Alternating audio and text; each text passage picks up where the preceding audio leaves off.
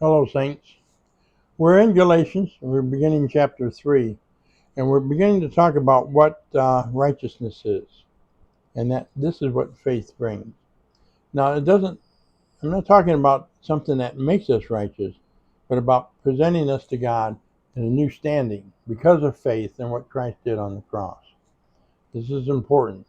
This will be part 1, dealing with about grace and righteousness, and we're going to start dealing with it next time with Abraham involved and how it's related to the work of Christ on the cross. You see, we're counted righteous by faith in Christ, by what he did on the cross. You see that in Romans chapter 3. For he says he says that God is just. The cross showed that God was just. And therefore, he was just and the justifier of those who would have faith in Christ. So it's the faith in Christ that justifies us, not the works. This is important because when Jesus, we see in 2 Corinthians chapter 5, verse 21, Jesus on the cross, he was counted sin for us to take our shame, our punishment. Now, he wasn't sin.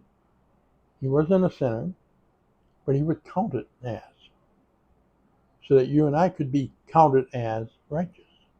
Not that we're righteous. What we're doing is we're exchanging places. That's what we're doing. And that's why it's called the Great Exchange. Substitutionary atonement is at the heart of this.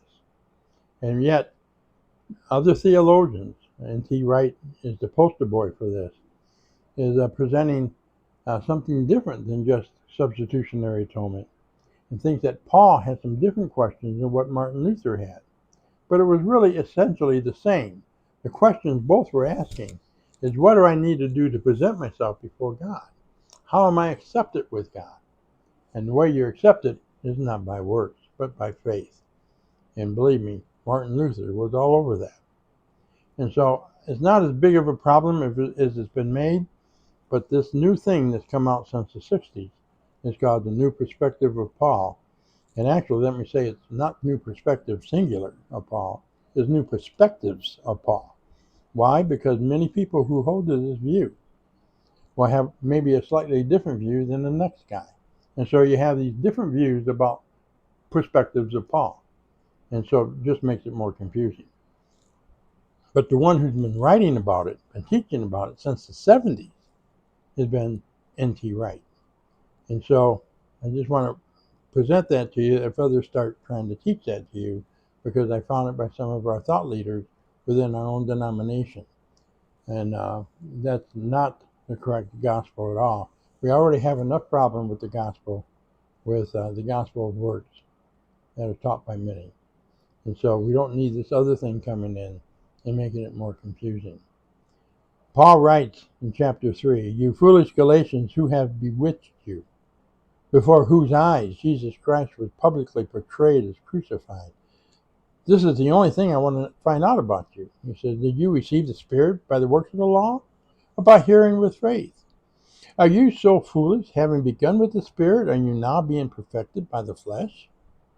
Did you suffer so many things in vain, if indeed it was in vain? So then, does he who provides you with the Spirit and works miracles among you do it by the works of the law, or by the hearing with faith?" So he wants to know where you stand, because the Judaizers have come in and pushed this law concept.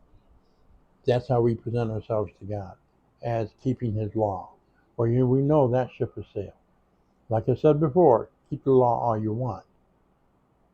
You still broke it. You're not a lawkeeper. Guy may have committed murder, been in prison for 50 years, haven't killed anybody in 50 years. He's still a murderer. Even if he'd been forgiven, he's still a murderer. And so we need another way. That's why I say that ship has sailed. And it's by faith in Christ. We receive it as a gift, grace of Christ. That's how we receive it. We're going to talk a little more about how faith brings righteousness next time. Blessings.